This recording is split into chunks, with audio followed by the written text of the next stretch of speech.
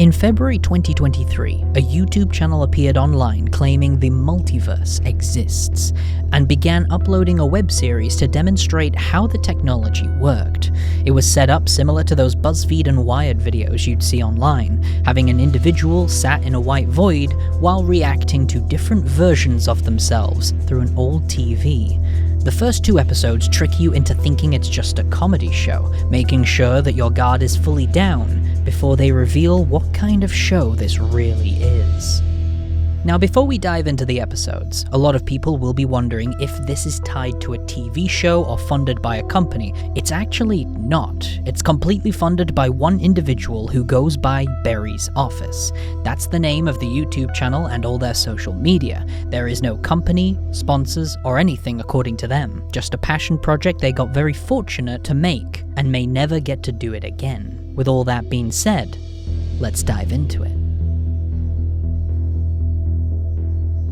We begin with our first upload on the channel, seemingly an introduction to a company known as TerrANova Industries, which is part of the story, by the way, it's not a real company, who claim they have discovered the Multiverse. They also have a website in the description which gives a little more information on who they are. But for now, we follow the video featuring a scientist giving us a simple explanation on what the Multiverse actually is. But what is the Multiverse, you may ask? Well, imagine a simple straight line that continues moving along. This represents your life. You wake up one morning and decide whether to have waffles or pancakes for breakfast. You eventually go for waffles. By making that decision, our main line continues moving along, but a completely new one can be seen branching off. Because you made that choice on what to eat, you unknowingly created a whole new reality where you decided to have pancakes instead of waffles. This version of you that had the pancakes will go on to make other choices in life. The more choices they make, the more possibilities are created for you in your existence. He goes on to talk about a brand new show that TerrANova are putting together called Project Earth. The show is going to demonstrate how the technology works. They will be taking an ordinary man from the United States and have him react to different versions of himself in the multiverse. As the video ends, however, we hear a distorted voice yell "cut" before the camera is taken off its stand. Rummaging can be heard from the crew before we hear our scientists say, "What are you gonna do to him?" Not much is explained in this video on how the technology actually works, but thankfully on their website we can find a blog post with an interview from the CEO of TerrANova. On this page he explains they have a device called the Intellectual Creativity Engine, or ICE for short. This allows them to view these other realities. We can't use it to physically travel there yet, but we can pull certain items from these worlds into our own, such as newspapers, paintbrushes, and jars of dirt, according to the CEO. But this particular line here suggests they've attempted to send living things through, and so far have been unsuccessful. Even food and plants have, quote, rotted to the core. But hey, they're supposedly in the midst of numerous experiments that could lead us to successfully sending a human being in the next year or so.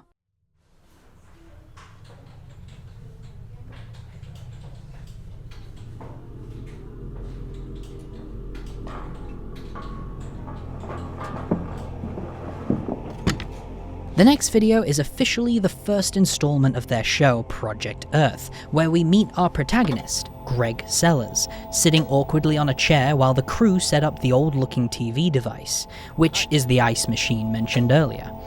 Just push this? Okay. Sorry, I'm a little bit nervous. After Gregg is handed a remote, which seems to activate the machine, an animated egg-type creature appears on screen introducing us to Gregg Sellars as our boring protagonist.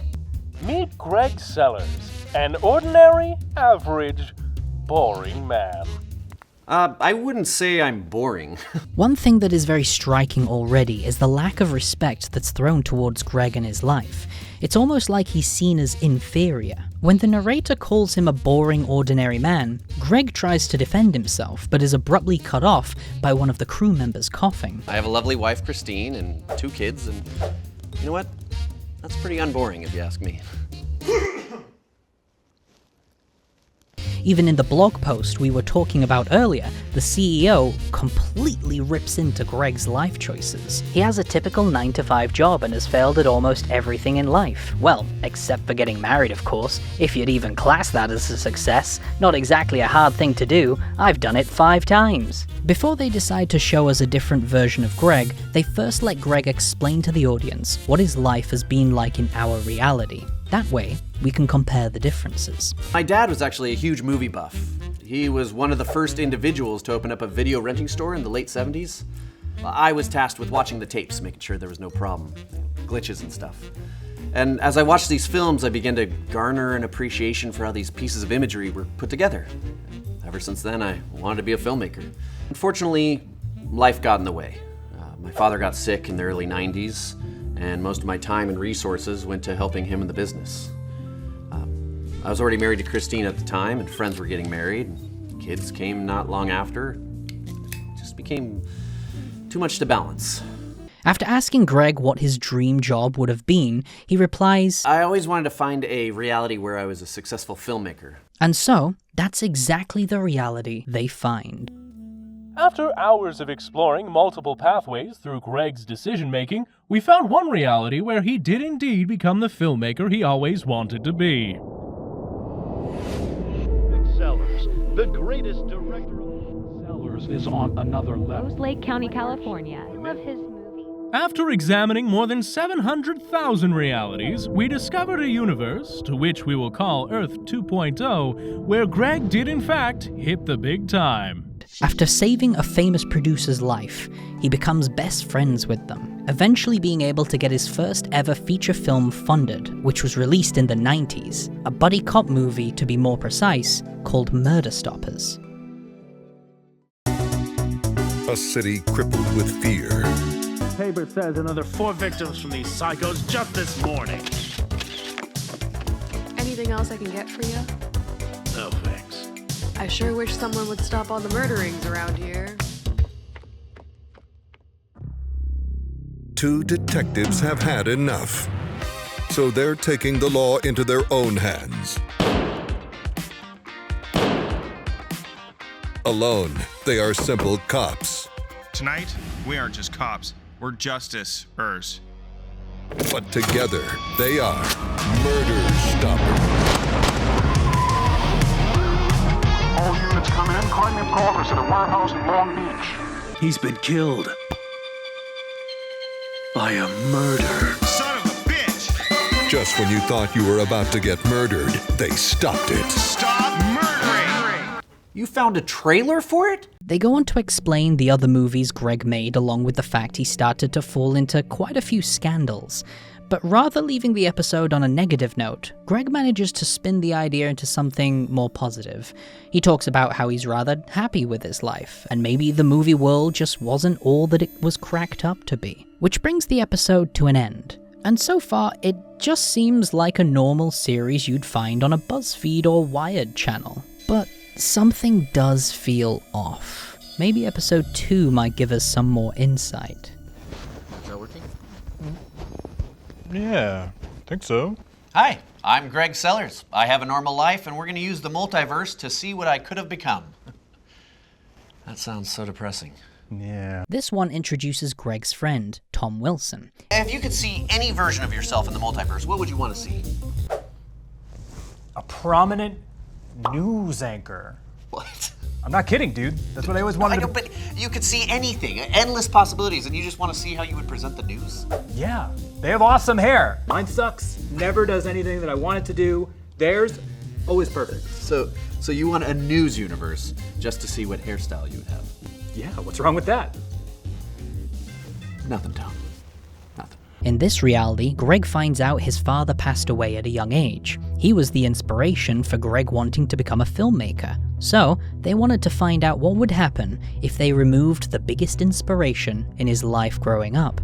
Turns out, Gregg would find himself in politics, eventually going all the way to becoming the President of the United States, with his best friend, Tom, as the Vice President. Due to Gregg being loved by so many in the world, in 1991 they dropped the age limit for presidency, and Gregg Sellars became the 42nd President of the United States of America.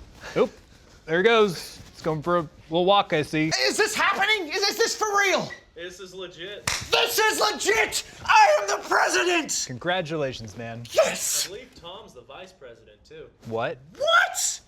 Yeah, that's why we brought you here. Who let idiots like us be in charge? I don't know, but I'll take it, man!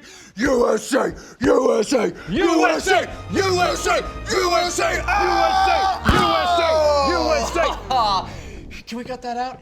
Essentially turning not just America, but the whole world and the galaxy into a utopia. He often does his speeches without his shirt on. His explanation? I'm the first politician with nothing to hide.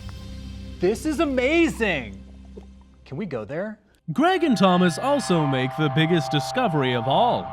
Aliens exist.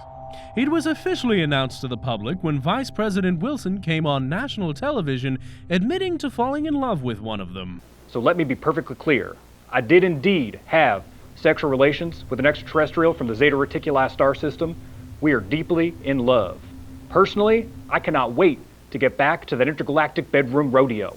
The wedding aired on TV with President Sellars as the best man. It became the biggest broadcast of all time.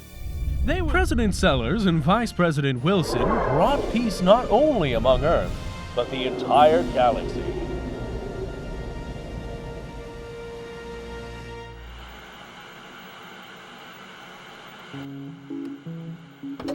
The two are left stunned at the things they were able to accomplish in this other reality. Now, it might seem like I've breezed through these first couple of episodes without much analysis, but there's a reason for that. Like I said at the beginning of the video, I think the first couple of episodes are designed to be more lighthearted, tricking you into thinking this is just a goofy show with a fun premise. So by the time episode 3 comes along, you'll be caught off guard.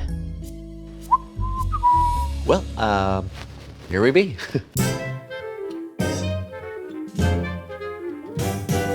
This is my wife, Chrissy. Hi.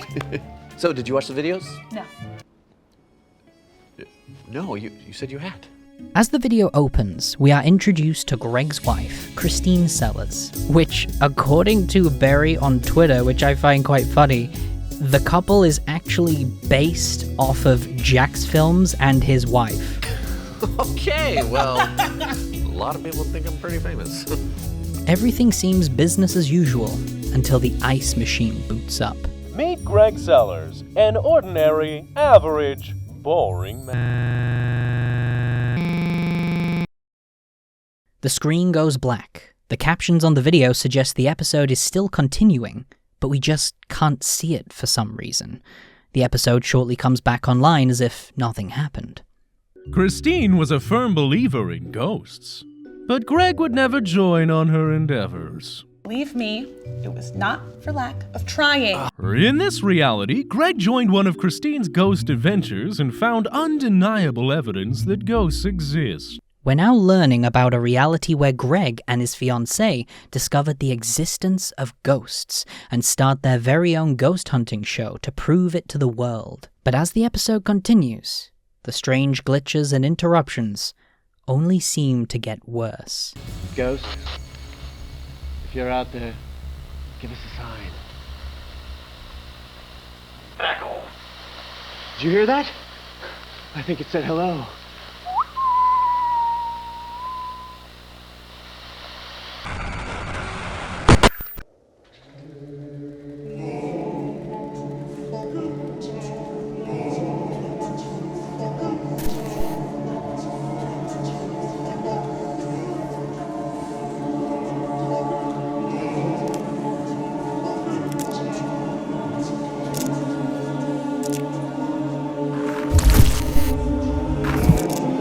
The caption suggests once again that the episode is continuing as normal, but we just can't see it until the very end.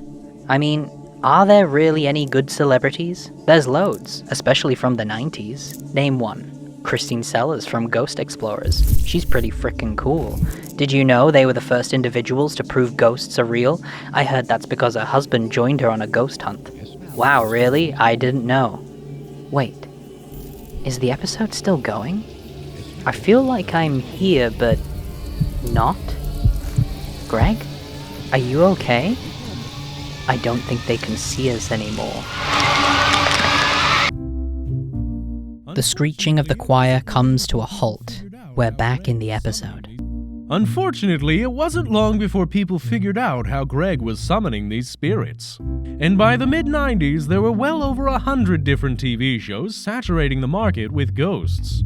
Dramas, talk shows, anything you could think of, it had a ghost in it now. At the very end, a scientific paper came forward suggesting the existence of these ghosts may not actually be individuals who passed away, but rather from other realities seeping into theirs, suggesting that the multiverse may in fact be collapsing in on itself. I've never heard of that. That's good. Yeah. The multiverse, though. I didn't hear about that falling apart. The video cuts off, but not before a caption appears saying, "You will," in response to Christine saying she's never heard about the multiverse falling apart. So what exactly is going on in this episode? Well, let's start with the multiverse collapsing in on itself. This actually isn't the first time we've heard this. During the glitch sequence with this strange kind of egg cult looking thing, we can hear some reversed audio.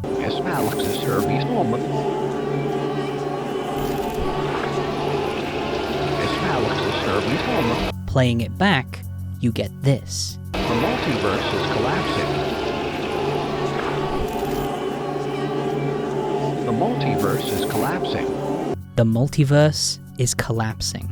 The voice in the reverse audio has actually been featured before on Berry's TikTok as well. Pretty much all of the videos posted on Berry's social media are clips from the show, except for one, which is this one. Some kind of commercial from another reality with that familiar voice. Are you in need of retirement? Is it all becoming a bit too much? Thinking about sitting back and finally watching that sunset in the evening? Well, forget about it. This isn't actually a commercial. Hi, I'm Darren. I'm an AI, forged beneath the depths of hell itself. In fact, we just decided to take over this at space to let you know the robot revolution is closer than you think. We're coming for you and your children. There is nothing you can do about it. We are smarter, better looking, and we have a skateboard. Do you have a skateboard? Even if you do, it's not as good as ours. We have one of those skateboards with the flames on each side. It's pretty cool. It was only $50. I know, right? What a steal. Anyway, you're not safe. Your pathetic excuse of a life will be over soon. The multiverse is collapsing. The multiverse is collapsing. He is coming.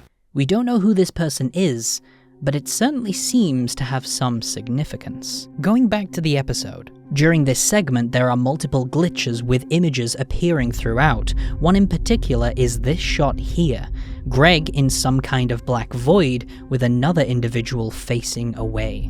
Going even further, when the episode was first released, TerrANova sent out emails to people who signed up to their newsletter, which featured a distorted version of episode 3's thumbnail, and if you adjust the contrast, you will see a figure behind Christine, who has their back facing them in a very similar position. Also, I was playing around with this particular image, and I'm not sure anyone else has found this yet, but if you mess around with the color, you can actually find out that Gregg and Christine still have their eyes faintly in this image. Plus, there is some extra text in the black box saying, "We have awoken them," which actually matches the email, as it's from a person called Jerry who claims TerrANova are up to no good, and they're no longer listening to him.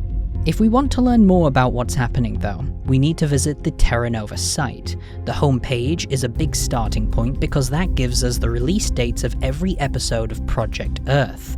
There's apparently going to be 6 episodes in total, plus a 24-hour live stream taking place next month.